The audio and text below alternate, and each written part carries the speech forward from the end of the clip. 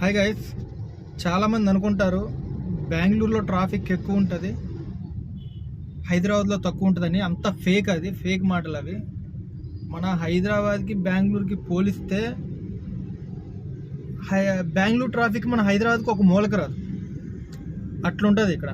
ఇక్కడ ప్రెగ్నెన్సీ వాళ్ళు వెళ్తే మధ్యలో డెలివరీ, అక్కడ అంత ఛాన్స్ ఉండదు, హాస్పిటల్కి పోవచ్చు.